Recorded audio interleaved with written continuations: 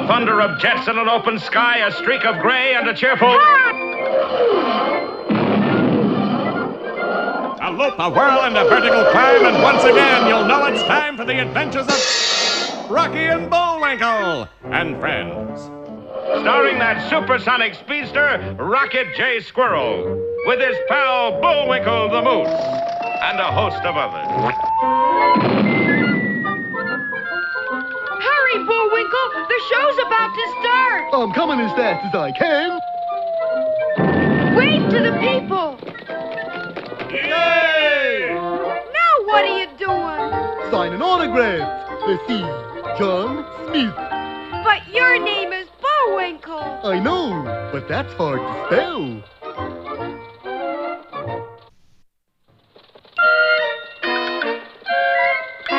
We're gonna have a lot of fun! Come on and join us!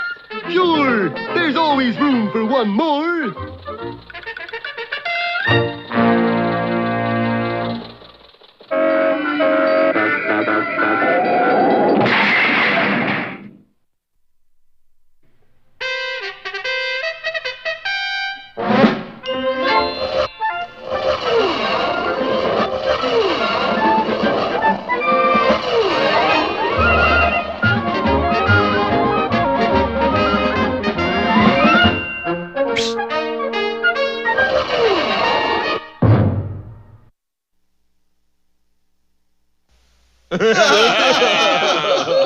That loud wailing noise you hear is the sobbing of thousands of bookmakers all over the country. For every one of these illegal gamblers bet that unbeaten Wossamotta U would trounce a girls' team known as the Mud City Manglers, little realizing that the Manglers were owned by Boris Badenov and had been coached by fearless leader himself. Hold that line, fellows. Oh, they won't retreat, Badenov. How can you be sure? The second team is right behind them, with bayonets. Huh? See? The hapless bookies watched as the Manglers held Wossamotta U scoreless for the first half. I'll never make another bet again as long as I live. 3-1 you do. You're on. You lose. Things looked a little brighter for our boys when Rocky decided to play the game according to some old battle plans of the war between the states. Now you're talking, Yankee. But even this idea backfired when Bullwinkle decided to take the plan seriously. But Bullwinkle... Colonel Moose to you, Corporal. Oh, boy. What direction are we heading? South? You mean south? Yeah, Sue. So what? This year plan says we march north. North it is. And with flags flying, Bullwinkle began running toward his own goal line. Again? Disaster was imminent, but as fate would have it, the clock suddenly marked the end of the quarter. What's the trouble? Now the teams change goals. Moose is now running in right direction. Yes, at that moment, Bullwinkle dashed into the end zone for a touchdown. Hooray! That's 6 points! But the referee, who was under some pressure, decided... No, only 3 points. 3! It's a handicap. After all, you're playing an all-girl team. Yous wouldn't want to take advantage of a lady, would yous? But you're not a lady. Sir, yous is a cat. Penalty on the play. About time. How many yards do we get? I'm penalizing Wossamotta 30 yards, insulting a lady. Yeah, but that puts us behind our own goal line. That's a touchback. Right, 3 points for Mud City. 3 points. They get an extra point for being girls.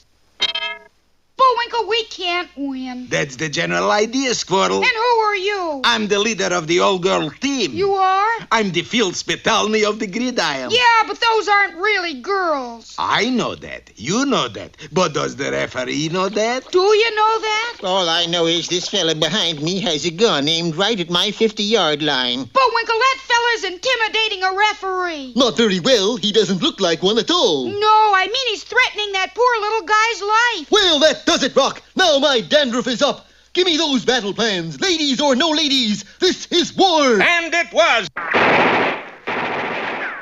In the next 10 minutes, Wossamotta U replayed the entire last 2 years of the Civil War. War between the states. And this time the South won. In that case, you can call it the Civil War. Yes, just before the final gun sounded, Rocky flashed into the clear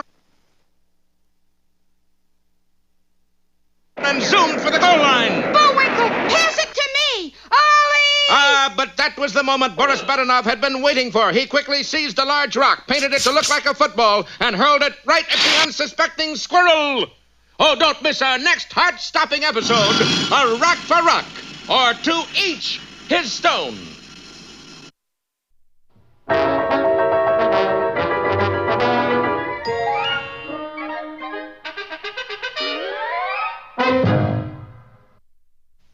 And now it's time for... Time for the dancing fool, Bullwinkle. Again? Do-do-do-do-do-do-do-do. And now for one of our special fairy tales. Yeah.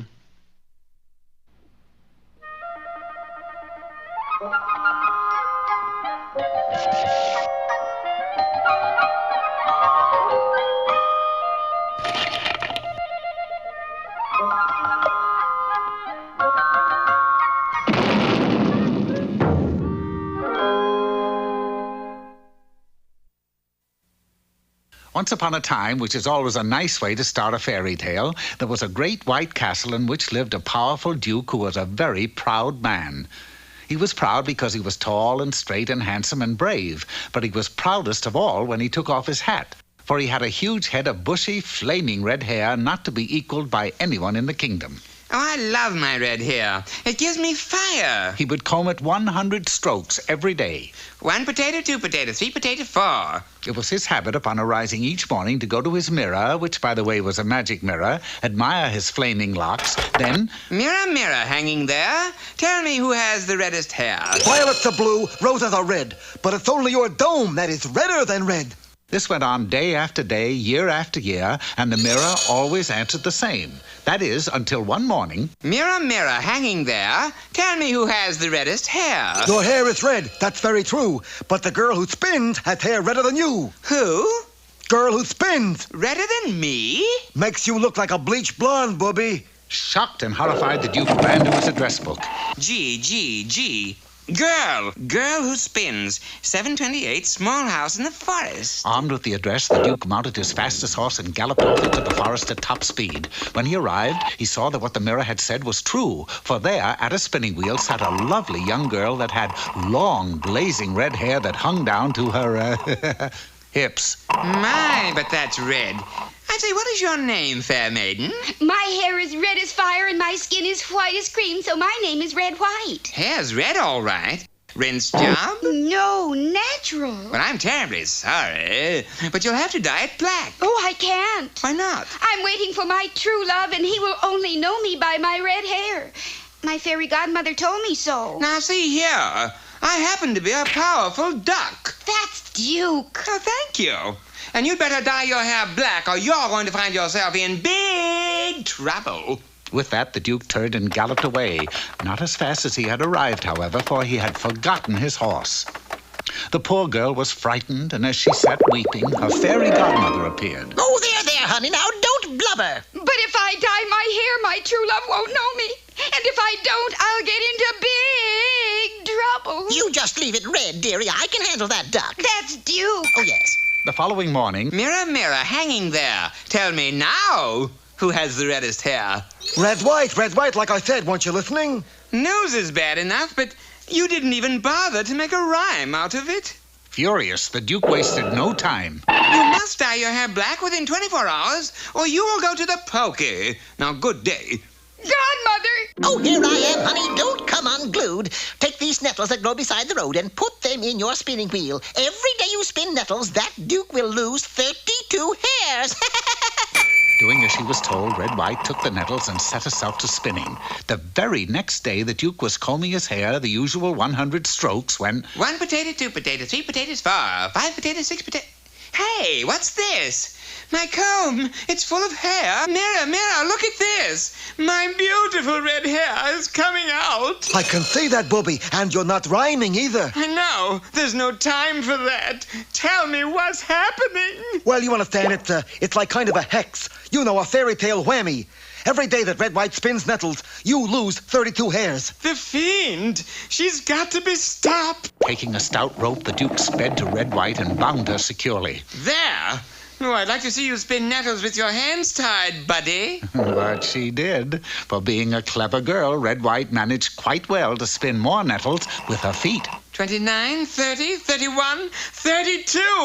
Oh, she's at it again. Mira, speak to me. What am I going to do? I'm rather sorry that you called, for by tomorrow you shall be bald. Excellent. You're rhyming again. I know, makes it more like a fairy tale. And just as the mirror had said, by the following day, every last red hair on the Duke's head was gone. You can stop spinning now, kid. You win. And I might add, I'm very unhappy about the whole thing. Well, I'm unhappy, too. Even though I've kept my red hair, my true love has not come for me. Gee, that's tough. Well, so long. Wait! It seems as though I've made a slight mistake. The duck here... That's Duke. Yes, the Duke here. He's your true love. Me? Him? Darling. Sweetie. It's too bad I didn't figure that out till he lost his hair, but that's the way the cookie crumbles sometimes. And so, as you knew they would... They lived happily ever after. Hey, Bubby, what rhymes with after?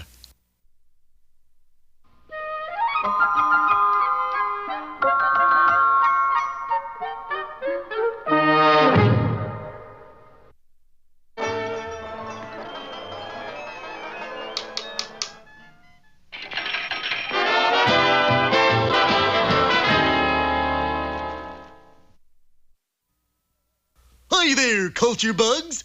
Today's epic is a poem about the English garden, name of the cherry tree. Up into the cherry tree, who should climb but little me? I held the trunk with both my hands and looked abroad on foreign lands.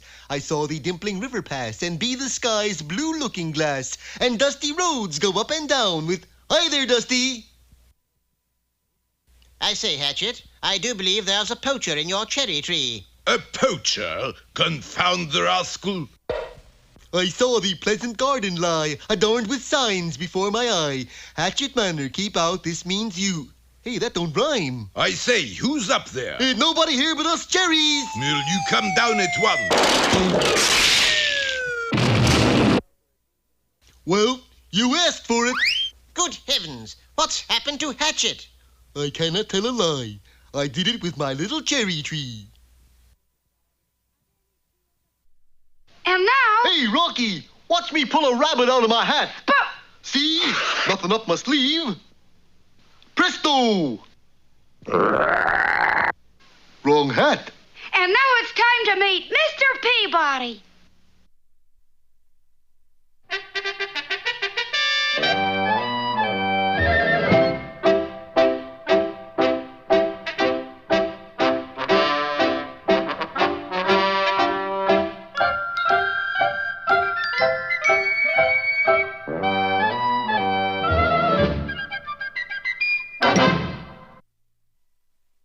Hello there, Peabody here. And I'm Sherman, huh, Mr. Peabody? Yes, you are Sherman.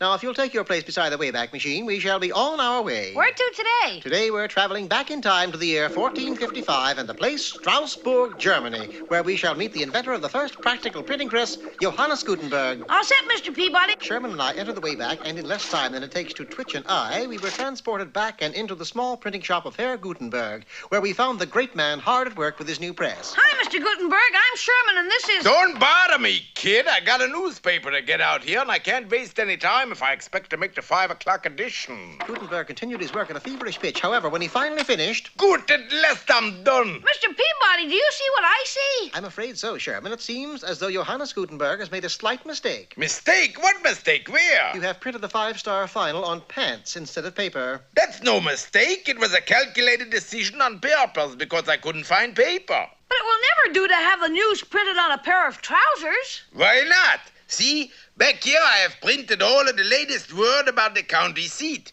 And down here I put the advertisements because day is on the cuff anyway. All well and good, but Sherman is right. A newspaper should be printed on paper. I already told you I can't find any paper, and there's no time to look for some, because if I don't meet the 5 o'clock deadline, the bank is going to foreclose on the mortgage.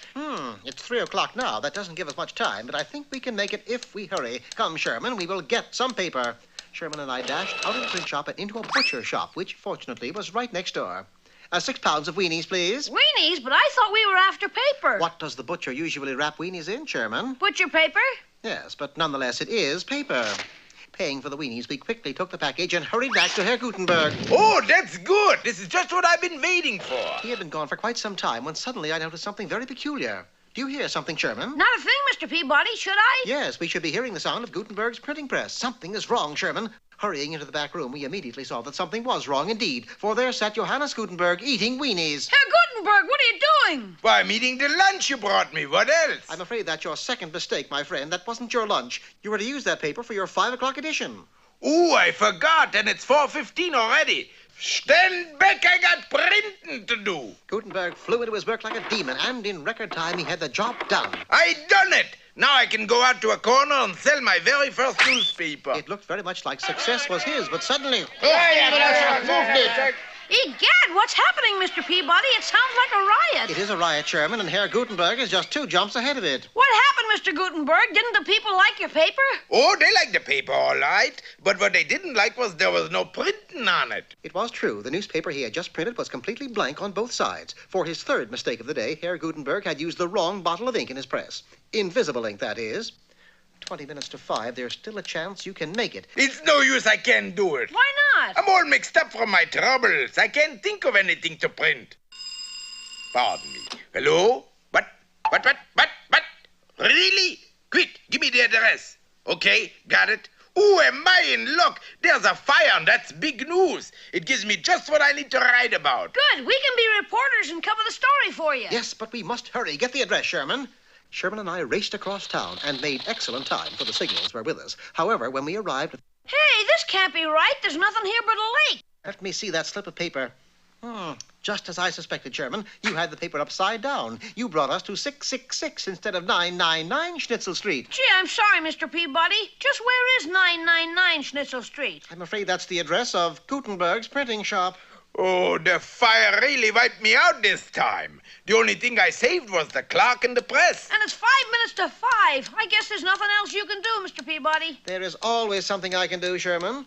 Gutenberg's 5 o'clock edition will hit the street right on schedule. Give me a hand. Gosh, you did it, Mr. Peabody, without a minute to spare. Yes, and that is the first true printing of Johannes Gutenberg. Extra, extra! Read all about me. On me. Extra! But tell me, Mr. Peabody, why did you print such big letters on his forehead? That, Sherman, should be quite obvious. Every newspaper has to have a headline.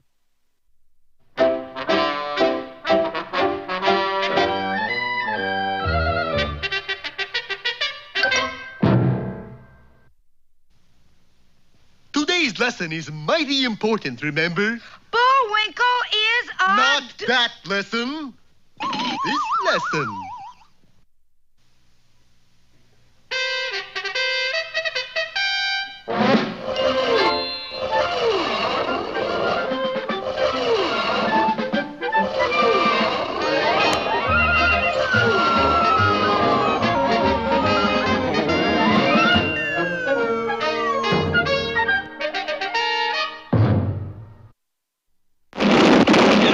Quarter of the episode, our heroes were right on the verge of winning their game with the Mud City Manglers, or losing it, as the case may be. For Rocky the Flying Squirrel had just zoomed into the clear over the goal line and shouted back at Bullwinkle, A forward pass, Bullwinkle! Hurry! Oop! But the oop had come from Boris Badenoff, who had thrown not a football, but a cleverly disguised rock. Would you like a nice squirrel coat, fearless leader? You got one, Badenoff? No, but I know somebody who won't be needing one in a minute. But let us stop everything right here and change our scene to an emergency meeting of the Bookmakers and Gamblers Protective Association. Fellow bookies, I would like to take advantage of this brief moment to remind you of our untenable position. Our what? Our lousy setup. Oh. Look, the squirrel is going to get clobbered, right? Right. Now, if he loses the game, we got to pay off the Badenoff, right? Right. Wrong. There ain't enough money in the world to pay off at the odds we gave him. So what do we do, skip town? Would I suggest a cheap trick like skipping town? Sorry, Mickey. I suggest we skip the country. Where do we go? Yeah, who'd want crooks like us? Follow me, boys. I know a country that'll take anybody. But the villains had reckoned without the keen eyes and instant reflexes of our furry hero. Hokey smokes, that's not a football! And Rocky swiftly zipped to one side. The heavy stone passed him and plummeted right for the timid referee, who still had a gun held at his back by one of Boris's thugs. Duck! duck! Hey, what's he mean, duck, duck? Maybe there's a flock of them coming over. Hey, that ain't no flock of ducks. That's a rock.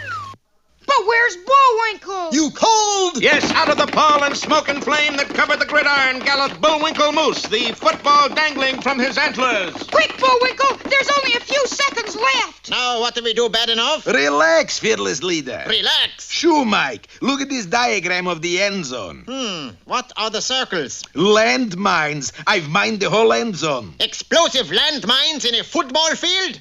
Bad enough, that's a rotten thing to do. I just knew you would like it, fearless leader. Boris, I like to have you around. You're my kind of folks. Could I call you FL? I'm on my way up, Boris, and I'm going to take you with me. But alas for the villain's plans, Bullwinkle dashed into the end zone, turned and galloped all the way across it, and didn't step on one mine.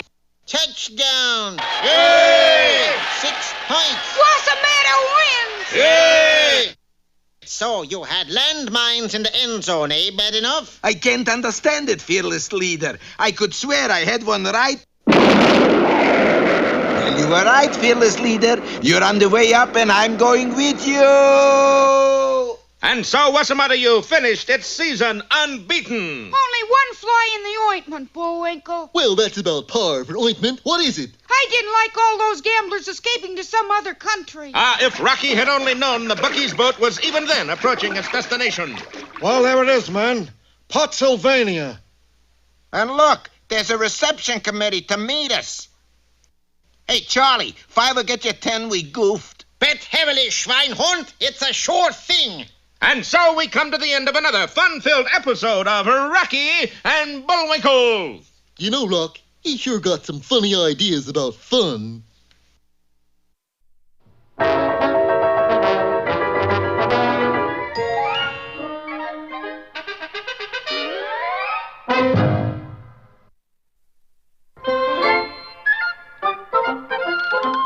Well, it looks as if our time is just about run out.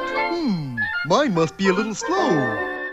You got the credits, Bullwinkle? All on this itty-bitty card. Oop!